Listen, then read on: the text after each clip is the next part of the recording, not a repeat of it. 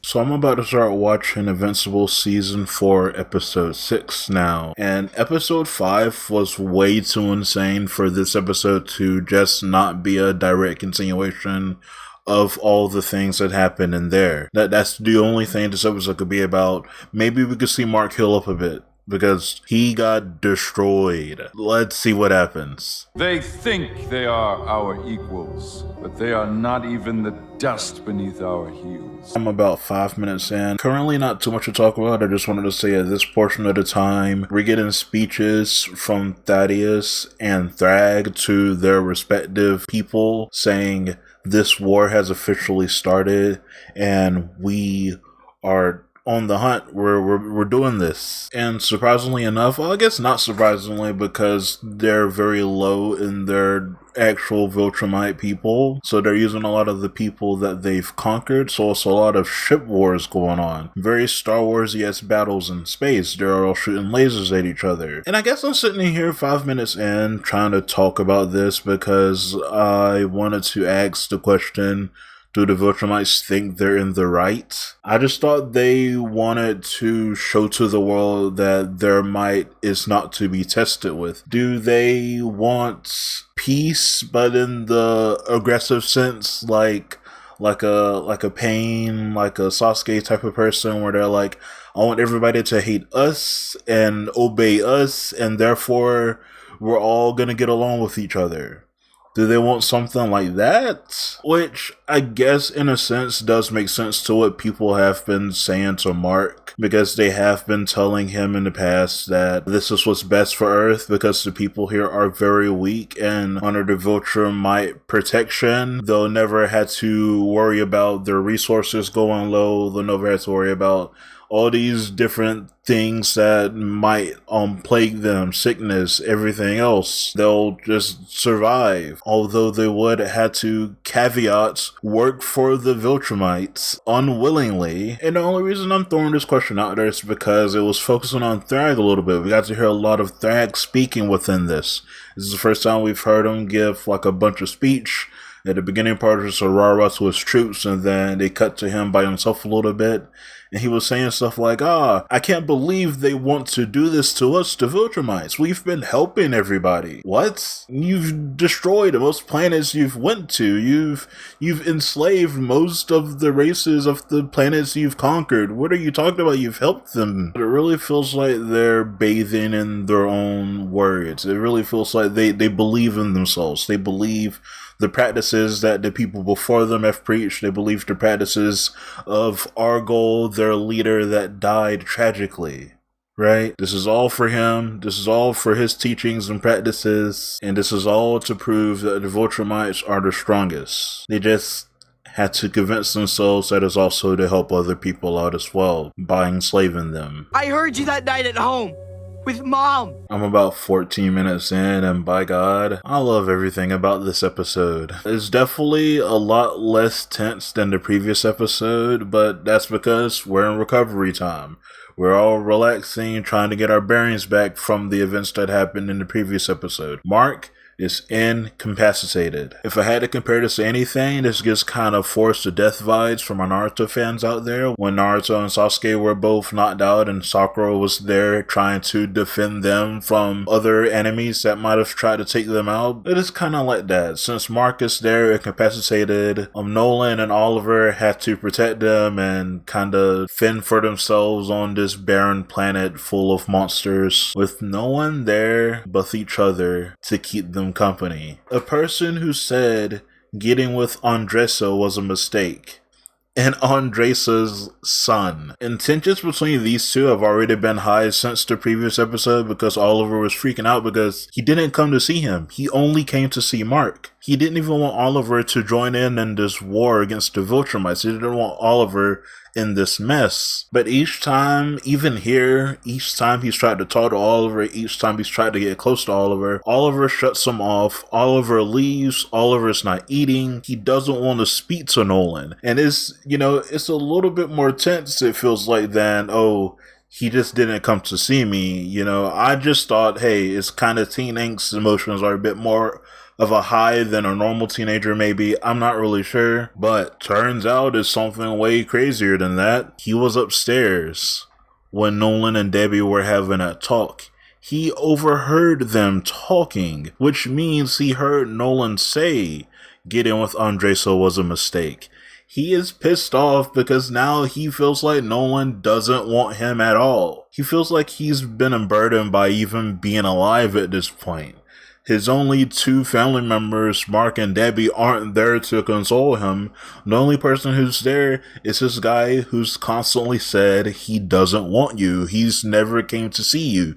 It doesn't even sound like he's ever asked about you before. It's just Debbie. It's just Mark. And we know, as an audience, that it's because Nolan does want him to get involved in this mess. We know, as an audience, Nolan kind of does care about him, but in a distant father kind of way. Like, I love him so much, I don't want to get him involved in my mess and mess him up like I messed Debbie and Mark up. But it doesn't really work like that because, doing what you did on the Thaxan planet has already messed him up, kind of, sort of, in a way. And adds on to the fact that what we talked about in the previous video, Oliver said this out loud now. He said that he has idolized Nolan since he was a kid. He has said that his hero name is Kid Omni-Man. He has idolized this guy for the longest time, and now to find out this guy just didn't care about you, doesn't care about your mom, kind of feels like what he did on Thaxan was a mistake because he just wasn't there mentally, emotionally. He was in this changing period from going from mean bad guy to kind of sort of maybe good guy, human maybe. And it's feeling weird for Oliver. He now feels like he's the Josuke of the Joestars instead of a Jotaro. And I really like this episode just focusing on their relationship. It feels really nice. I could watch this for the longest time. I could watch this show just be about this family drama to the ends of time. And now Nolan is trying to train him as well. Hopefully they can keep getting back to that because Oliver desperately needs some training, but it doesn't look like Oliver wants it, especially not from him. I'm about 18 minutes in. I think it's a little appropriate to talk about Ted Jacket and Alan, at least a little bit in this video. Where we left off with them last time, they were trapped on a ship trying to wait for an opportunity to escape. And the opportunity came because the Viltrumites had to set a course to this planet called Glacia, I think, where they were fighting against the Coalition. And that was their time to escape, finally to go to the Coalition ships to get a little bit of a head start and some leeway away from them, Ted Jacket and Alan seems to be really getting along. They're just chilling, they're just gaming, and now they're on the way back to the Coalition ships. But the two grunt Viltrumites they had to fight before are back for revenge to try to fight them some more. And Selfless Alan tried to hold them off for as long as he could until Ted Jacket could escape and make it back to the Coalition ships. But he was getting a what for a little bit. It didn't seem as graphic as some of the stuff did in the previous episode, but he was getting beat up a little bit, left, right, a couple hits, a couple headbutts. But before they could do the Viltrumite hand knife thing and pierce him in the heart or something, I guess, Ted Jacket popped back up with Space Racer, and oh my god, that laser actually worked. I thought it was going to be a little bit of a bluff. I thought it just looked like it was going to be powerful, but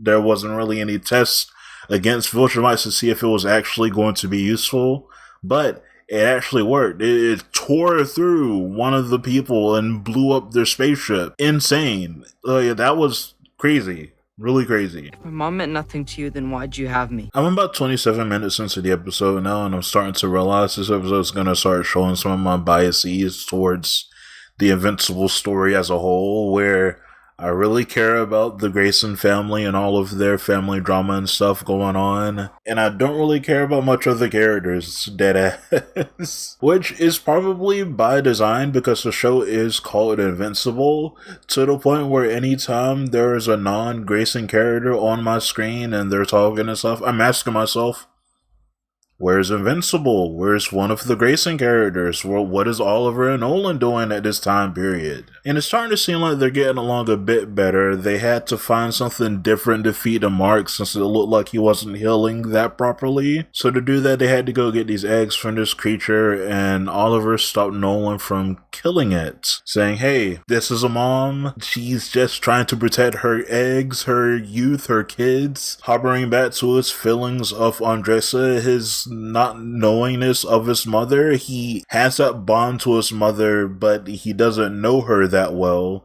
And he's saying, hey, this creature might have intelligence. You don't know. Just because you don't care about this creature doesn't mean that she isn't just trying to protect her youth. And that did stop Nolan. He's like, you're right. We do need more eggs so Mark can heal up properly and get better. So you are right in that aspect. And then a few months pass by, and you can tell it's been at least a month, maybe 2 or 3, because Nolan and Mark are starting to grow facial hair a little bit. And now, after it's been a while, after they've been eating the same stuff over and over again, after it looks like Mark is starting to heal up a little bit, Oliver and Nolan are opening up to each other a bit more. Oliver asked him, why'd he have him if he didn't care about Andressa at all? And Nolan had to explain to him that he didn't mean what he said to Debbie. It was kind of a heat of the moment situation. He was desperate. He misses Debbie. He wants to get back with her. So this was a desperation attempt to do that, as we all know from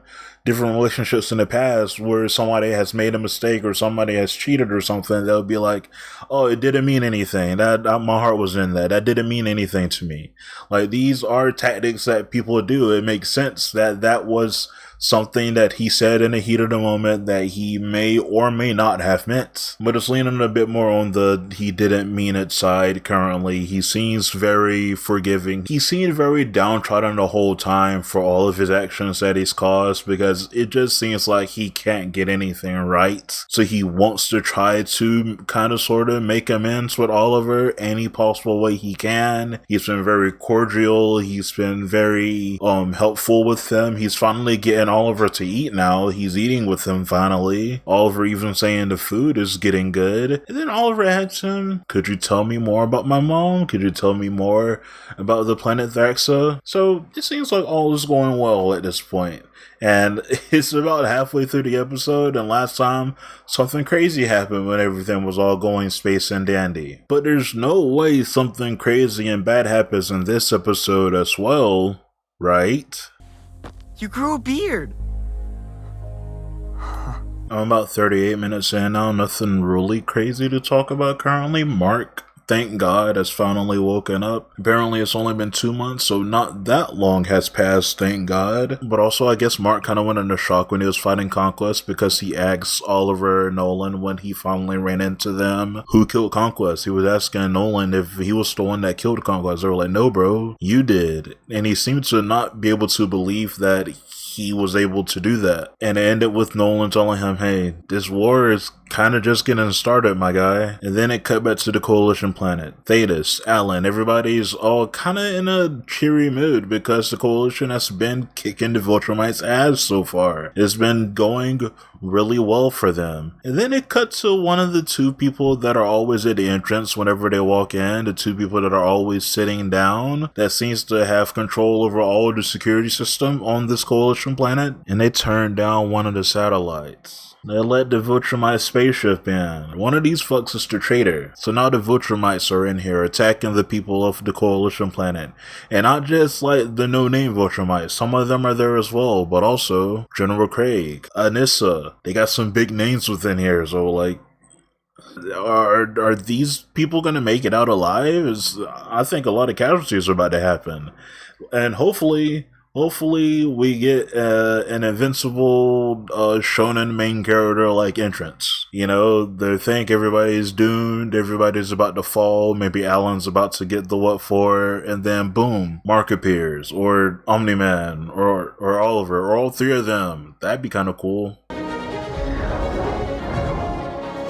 Oh, cool. I was right. I've now seen the rest of the episode, and they did make a shonen main character entrance fighting against them in the Coalition planet. It was during a moment when Anissa came to try to attack Head Jacket, and they were scuffling about, and Anissa was like, oh, you don't need this armor. Let's see how well you do without that, and she ripped off the chest plate. But before she could do the Viltrumite thing, which they are defaulting to at this point, Mark came in and knocked her away before she could do any serious damage to Head Jacket. And then slowly behind him came Nolan, and then came Oliver, and now they're there helping everybody in the Coalition fight off against the Viltrumites. And it is not going well for them. I don't know why they thought this attack would go well for them. I guess it would have if Invincible didn't show up there, right? And it went so poorly to the point where Mark told Oliver, hey, let's blow up the ship, and they blew up the ship, and gee golly, I didn't realize that Thrag was on the ship. I thought he was somewhere scheming and planning and watching it from afar. He's right there on the ship looking at it. Why aren't you in the action, my guy? Aren't you the strongest one? Don't you want to win? Why aren't you actioning right now? But after the ship exploded is when Thrag was like, Viltrums,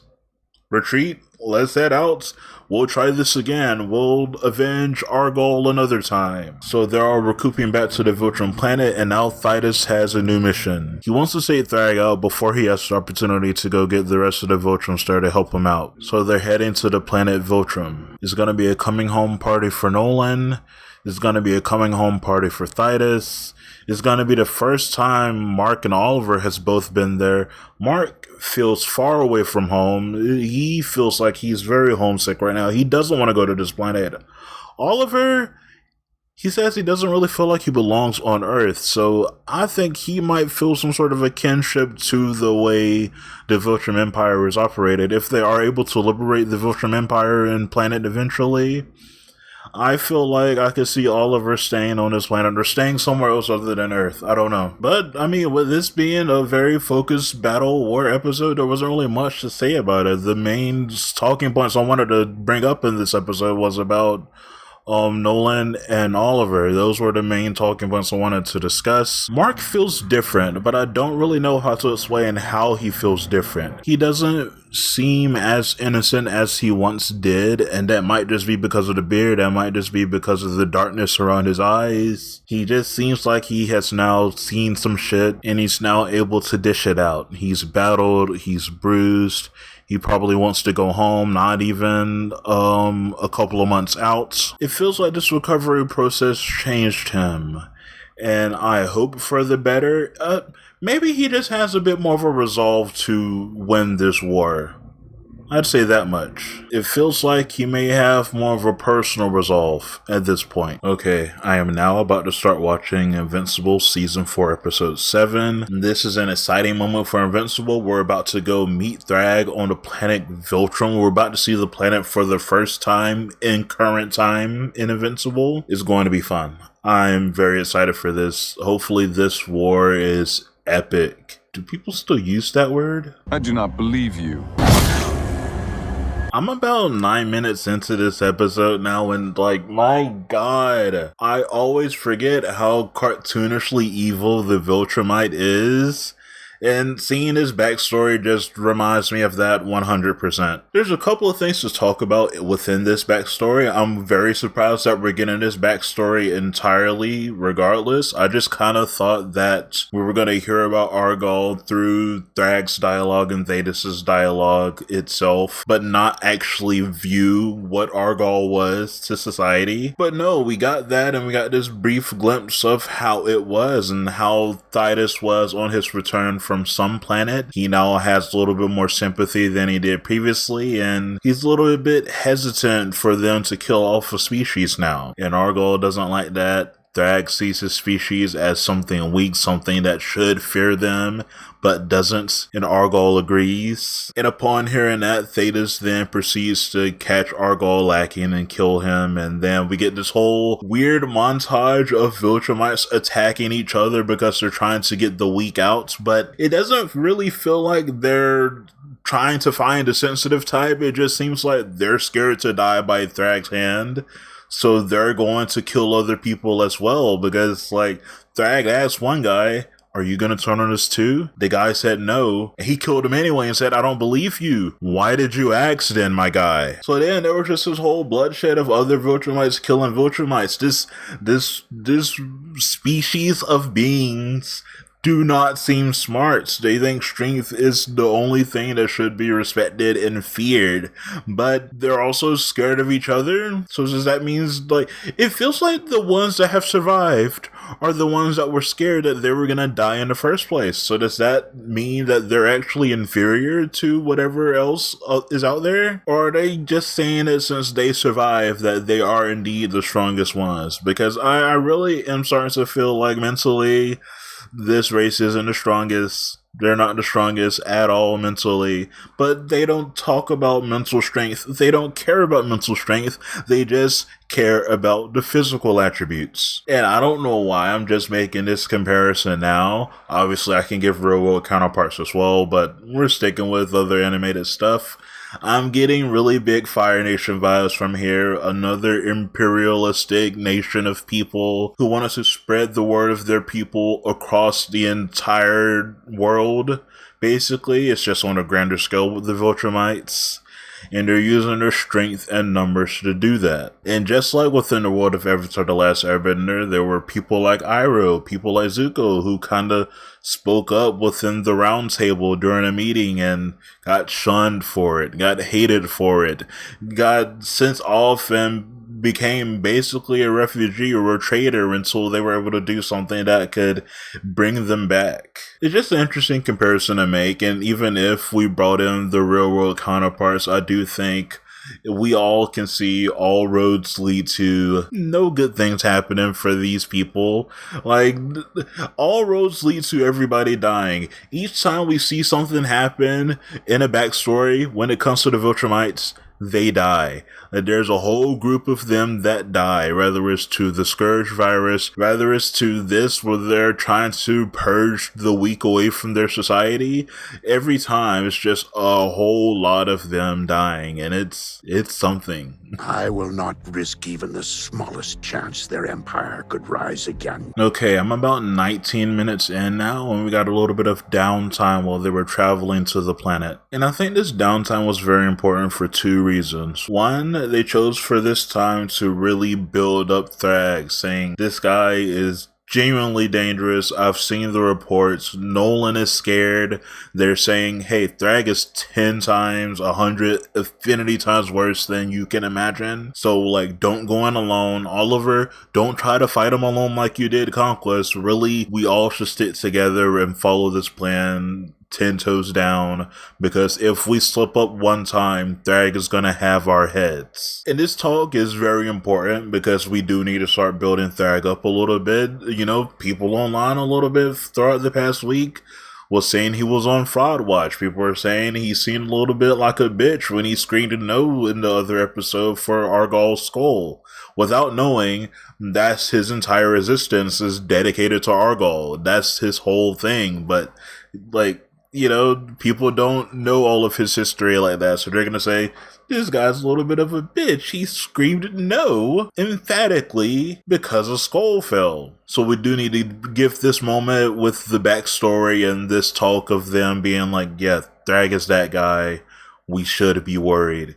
They needed to do this for people to know he is genuinely that guy and he's going to do crazy stuff once this war actually happens. And the second thing this downtime was important for is for Nolan and Thetis to talk. Nolan still feels conflicted about all of this. He knows that Thrag must die, but he also knows that's going to leave the Viltrumites very defenseless and very weak. He knows them having a leader is what gives them strength, and he feels bad that they're not going to have a leader still. He is still a Viltrumite at the end of the day, and he's trying to explain all of this to Thetis, maybe somebody who could understand him because he is a Viltrumite as well. But Thetis is extremely on the other side, saying anybody that could give a threat, we must kill. They all must die so this doesn't happen again. And Nolan seems kind of weirded out by this, being like, you know, Oliver and Mark are Viltrumites as well, right? So it's giving a little bit of conflict conflicting issues right there. There might be some issues brewing between the two, and it might come to blows later, but maybe not right now while they're focused on this mission.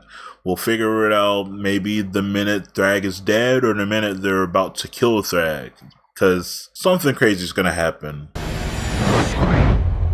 So I'm about 28 minutes in now. Their sneaky stealth mission did not go as planned at all. They immediately got ambushed, and I really like the fact that the Viltrumites had the brilliant idea of pretending to be some of the dead bodies in the ring so they could get a great opportunity attack onto them. It's kind of ingenious, I'm not gonna lie. They're kind of smart with it. For a group of people who I'm assuming have never had to ambush somebody in their life, that was a really great idea. So the rest of this time is them fighting off a lot of the Viltrumites while Thrag stands far away, and they're actually killing a lot of these Viltrumites, you know, Space Racer's there. He had some of the animal creatures that Nolan and Alan couldn't catch back in the day. Ted Jacket has some poison that makes the Viltrumites' bodies impenetrable for Alan to be able to rip them apart. It's going very much better than they could have expected, better than I could have expected. So then Nolan went after Thrag, and oh my god, the aura this man has exuded the minute Nolan tried to punch, and he just shifted back slightly. He just has it like that. He didn't even move his hands from behind his back at that moment, and then he punched him directly down to the Viltrum planet. And I want to say this, we've gotten like 2 or 3 backstories about the Viltrum planet so far, and each time we see this planet, it feels like Krypton. Very bright, very futuristic buildings and technology around. It seems very nice to live in. Everybody's wearing white. All the buildings are kind of white, beigey. But the way it looks now, the way it looked when Thrag punched Nolan down there, everything's dark and grimy and it has a more Gotham aesthetic to it. The buildings are still in rubble. This place has seen a lot better days, and I think it's very symbolic of the state of the Viltrum Empire in general. This empire is not in a good state. It's in a very rocky state. It's in, I guess it's in turbulence, if you will. Dark clouds shroud around their people. They have bad luck. And once they landed on this planet, Thrag then proceeded to talk to Nolan. He's trying to get him to come back to the Empire. And if he does, everything will be forgiven. Everything will be alright. He's trying to make him come home. He's playing to the confliction that's clearly in Nolan's mind. He says, listen, there's only a few of us left, but we all know you. We've all fought by you. We've all fought with you. We are your family, Nolan. Come back home. He says, no, this isn't a home, it's a tomb. Like, I have another family now. Thrag did not like him calling it a tomb. He yelled at him almost immediately, letting his persona slip slightly. That was good. I like that. But Thrag quickly recollected himself and came at him through a different angle. He said, if Thetis were to win, do you think your family will be off the hook? And Omni-Man just started walking with him. Oh my god, what's gonna happen? I have no idea, but they're not fighting right now. I don't think that Nolan is going to switch sides, but I do think he's going to be tempted extremely hard to switch sides and maybe even try to fight off Thetis. I do think him and Thetis are going to come to blows, and maybe that's going to get him to talk to Mark again, and Mark and Oliver are going to be like, yo, what's up with all of this, man? Why are you doing this? And they're going to try to convince him to not do what he's going to do and join back with them. And it's going to be a little bit messy. Also, though, I do kind of think Oliver is a little bit conflicted. Like, not as much as Nolan, but when they were going through the belt of dead Viltrumites, he did seem a little uneasy. So I'm starting to think he might be a little bit conflicted in this battle as well, but he's not letting it show as much as Nolan is.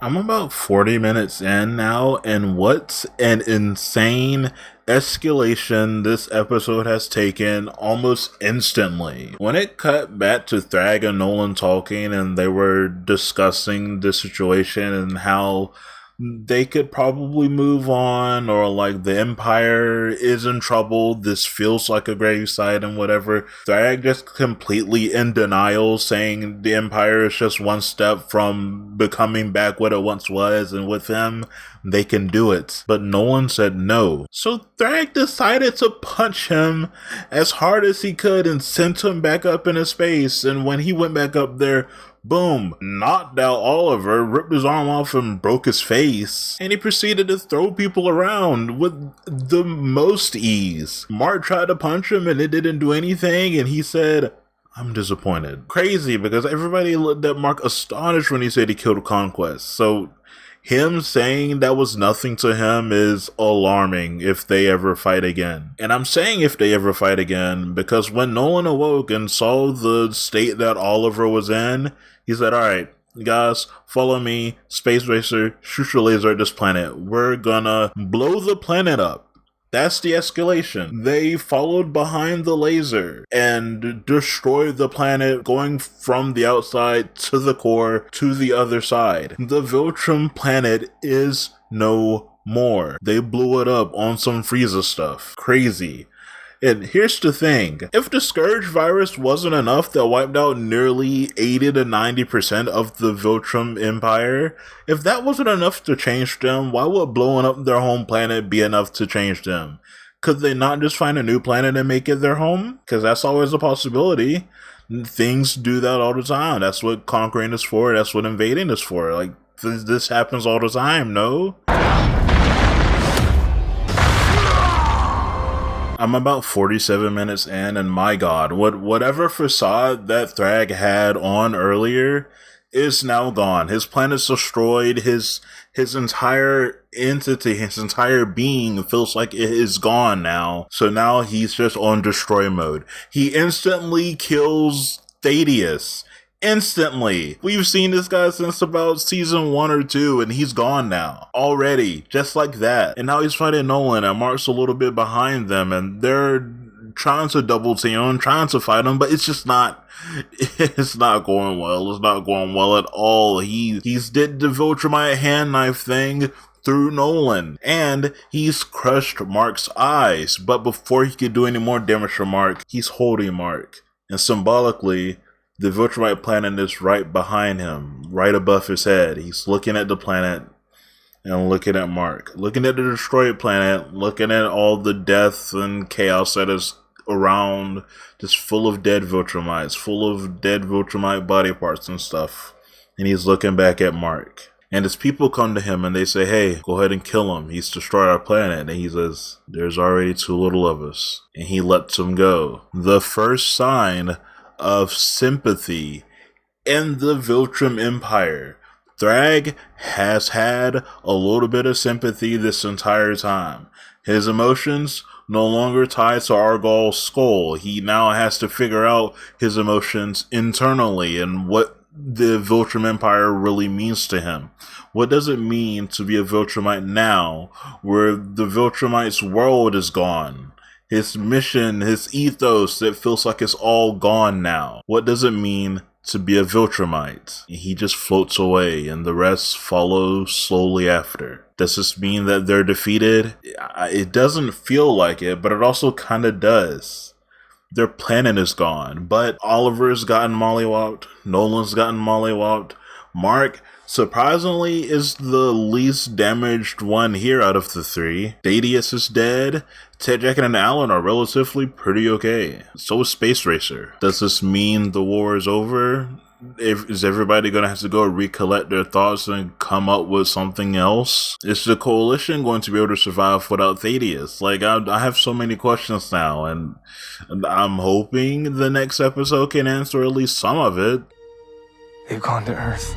I have now watched the rest of the episode, and it's starting to look like it's gonna get a lot more dangerous before it gets peaceful. For one, it has to cut 2 weeks later for them to all heal up and stuff, because they were seriously hurt Mark and Nolan have woken up, but Oliver hasn't. But now they all have to recollect themselves and talk with Alan to figure out what's going on. He's now the head of the coalition, and they can't find the Viltrumites anywhere. They've searched quadrant after quadrant, pillar to post, and they just have no clue where the Viltrumites can be hiding at all. And they're saying this to one of the strongest Viltrumites, who just happens to be half human. They're heading to Earth.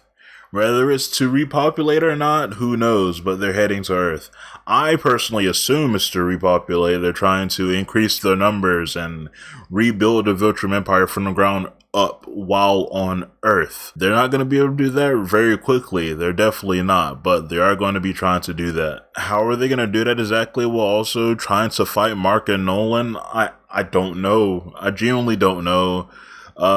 Some agreement's going to have to happen. Right? Like, they brought it up, and some agreement's gonna have to happen. I also kind of feel some symbolic things of maybe Nolan becoming the leader, maybe. I'm not entirely sure, though. Because I remember earlier when he was talking to Thetis, and he was trying to say the Viltrumites are going to be cowardice without a leader. They're going to be defenseless without a leader, and the window was kind of showing his reflection, kind of yearning for something, like he's saying he should be the leader.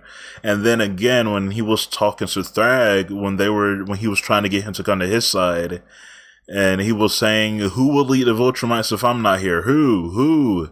And Nolan just kind of had a weird face about him. I think Nolan wants to lead the Viltrumites, rather it's to a new peace, or rather it's to destroy and keep going with Argol's ethos with the whole fear and everything. I don't know, but Nolan, I think 100% wants to lead the Empire. But will he?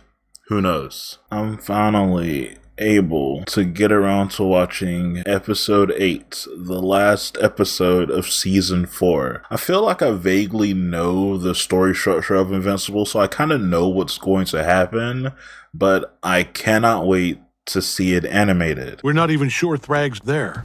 And where else would he be? Okay, I'm about 3 minutes in, but there is something I wanted to say about what I just saw, and I guess about Invincible as a whole so far. I just want to speak a little bit positive, because there hasn't been as much hype around this season as there has been to previous seasons. Which isn't saying a lot. It's still a good season, but people are just putting in it like a 9 instead of a 10. I want to say this season was 2 halves. One was the anticipation building up towards the war, and one was the war itself and all of the tension the war brought.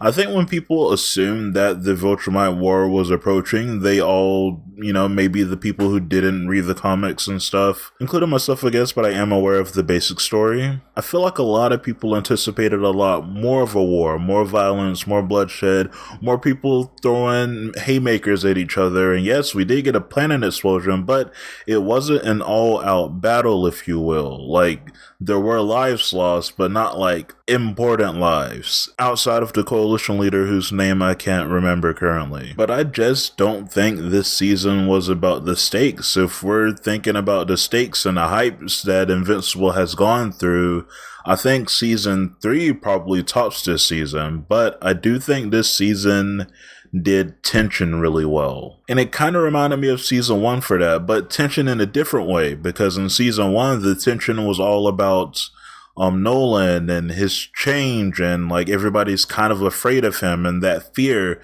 that they get anytime he's around, and then potentially finding out that he's the one who killed the Guardians. This tension is a little bit different and is also a little bit all over the place. I want to say it feels a little bit more family focused, specifically about the Graysons, Nolan's tension with Debbie, Debbie's anger towards Nolan, Nolan's tension towards Oliver, Oliver's disdain for Nolan, and them kind of having to bond and get over that. And the whole issue between the Viltrumites in general, since they're all Viltrumites, they all kind of feel like this is like a big family squabble, if you will. And now the main tension is that the Viltrumites have gone to Earth. What are they doing? It's going to be days before they can get there. We've seen a little bit of clips of them already causing havoc, causing major tsunamis and stuff, and Mark is trapped on the spaceship for days, having to wait until they arrive. There's going to be so much damage done by the time they get to Earth, probably is going to be insane, because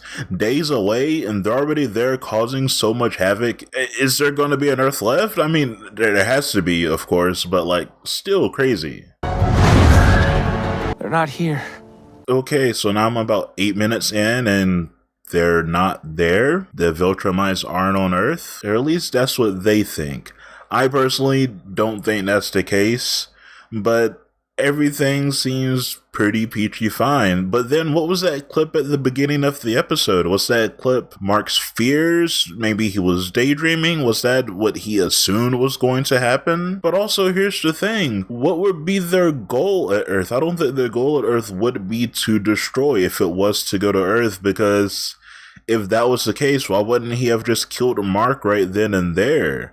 Like, getting revenge on Earth because, I don't know, I guess they think it toxified Mark and Nolan. But also, you have to remember, Mark is really strong, and he is half Earthling.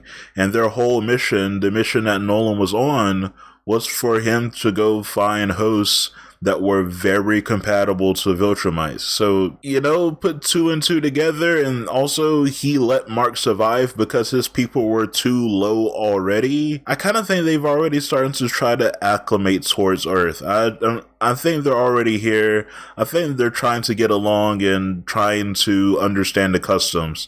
They're going to run into them somewhere, and there's going to be a big brouhaha, and Mark's going to try to punch them and fight them, and then maybe they're going to talk. Maybe I'm wrong, though. Maybe I'm wrong. Eve? Mark! I'm about 15 minutes in now, and it's so oddly quiet. Genuinely. Like, a lot more quiet than I thought it was going to be. I did overhear that there wasn't going to be that much action in this episode, but it feels so quiet.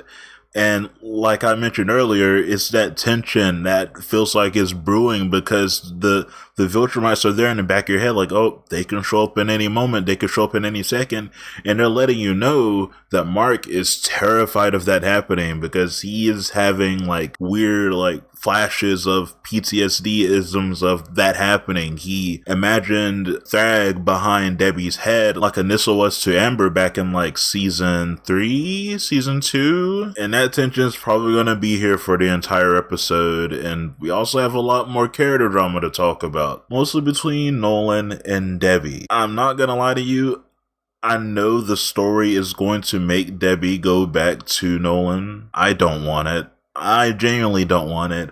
I feel like there's a way to have Omni-Man redeem himself and him and Debbie to be mutuals without them being romantically involved. I think that is a big thing that can happen but won't happen. And what's leaning me towards the side of it not happening is that Nolan started to talk about Debbie's love for giving people second chances, her strong will for believing in people and believing people can rehabilitate, and her rehabilitating herself, I guess, from what Nolan's words have done to her. And I think it's one thing to forgive him, but I feel like it's a completely different thing to take him back, in my opinion. Like, you know, everybody, you know, to each his own. Everybody has their different opinions. I just feel like it shouldn't happen. And now Mark is starting to talk to Eve. They have not met up. He's seen Eve has gained a little weight. Get to see cute, chubby Eve now. That's cool. I've been anticipating this for the longest time. She looks basically the same, just with a little weight on her. Obviously, that's all somebody is if they gain a little weight. They just look like themselves,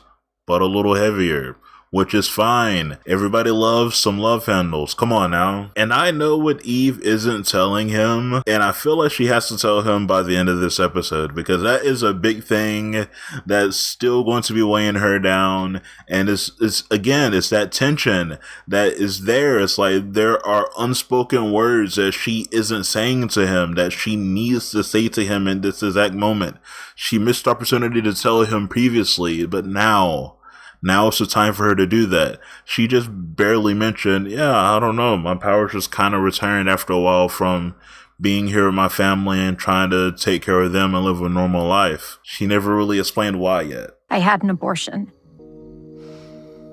I'm about 25 minutes in now. Eve has just told Mark what exactly happened. She had an abortion, and I think it touched the right amount of tension that it needed in this scene. This scene felt so serious. I felt serious, feeling like I'm eavesdropping into this moment between them. I didn't feel like I should have been here to hear this between them. It felt very raw, very real, if you will, because like these types of stuff can and do happen. Either people can have bodily complications, or maybe somebody just doesn't want to because they don't want their body to go through those changes, and so many other different types of reasons why these situations can happen. And you just had to sit there and soak in the moment between them, because this is 100% a private conversation that's going on right now, and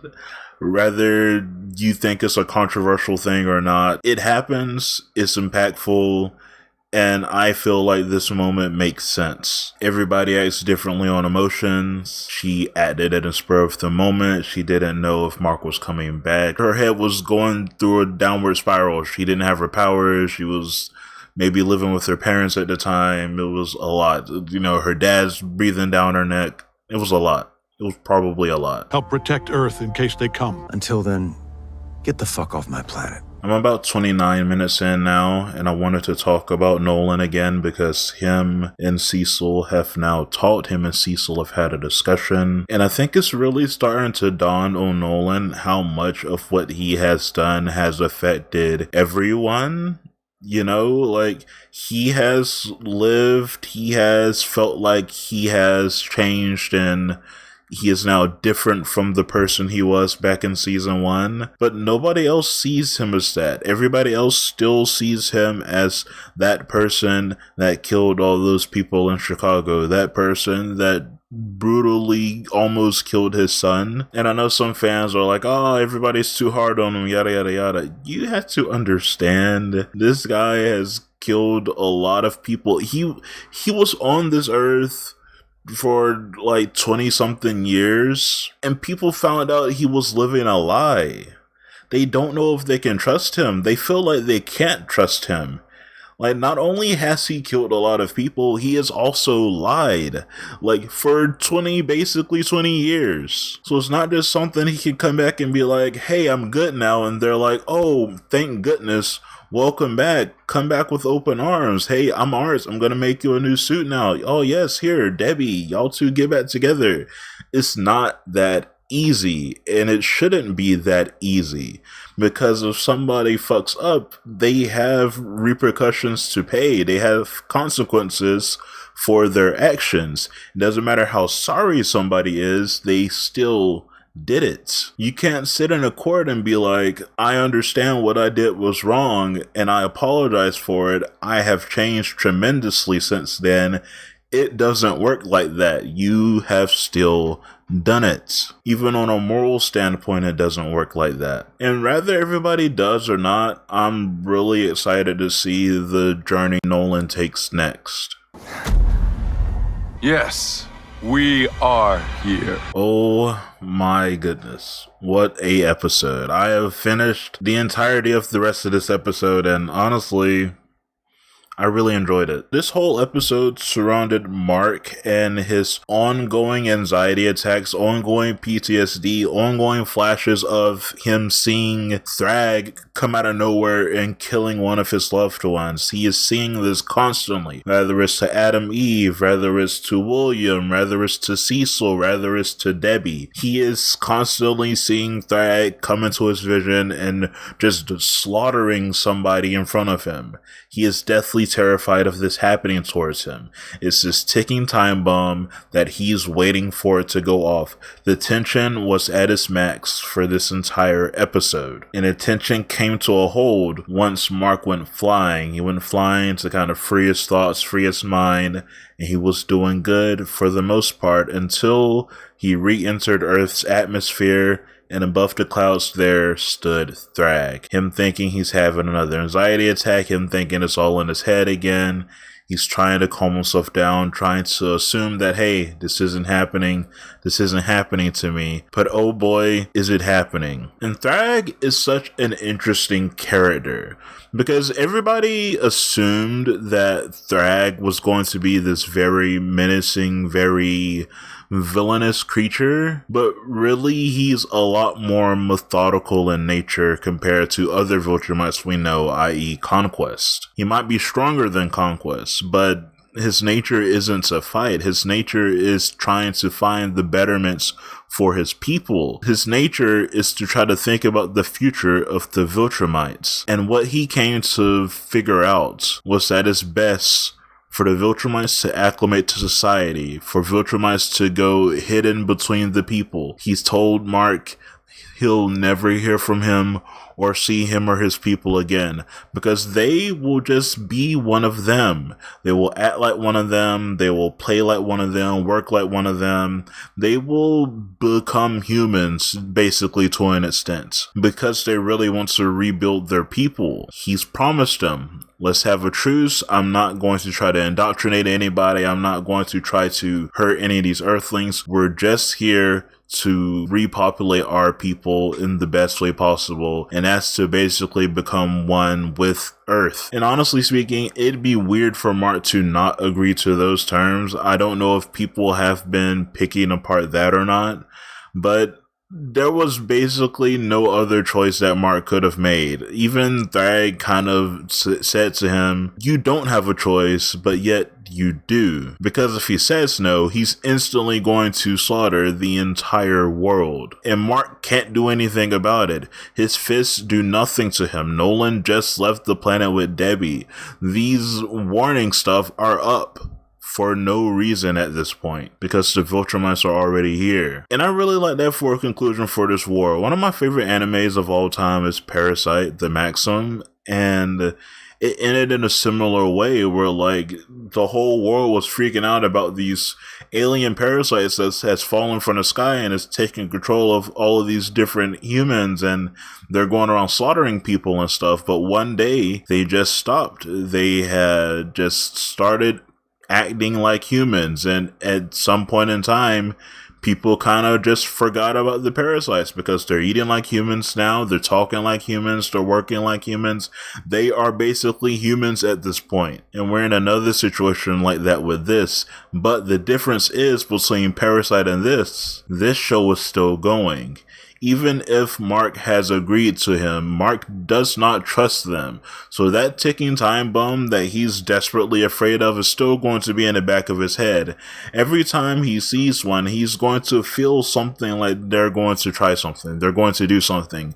And that will be with him probably forever, because you have destroyed their planet. You have done the most to them. You've retaken control of all of their enslaved planets. Like, you have done so much, but yet you're still in their trap. And that's so scary to live in. Maybe eventually he can forget, but that's such a scary scenario to be in. When it comes to me and my knowledge of Invincible, the bulk of my knowledge was strictly about the Viltrumite War, so I don't really know much else about the story. I know bits and pieces. I'm not gonna say them. I almost did. I know bits and pieces of future plots and stuff, but I don't really know as much as I did about the Viltrumite War. It's very interesting for this not to be the last arc of the show, so I'm really curious to how they can, maybe not escalate the story, but how they continue to tell Invincible's story from here on out. I'm really interested to how it progresses.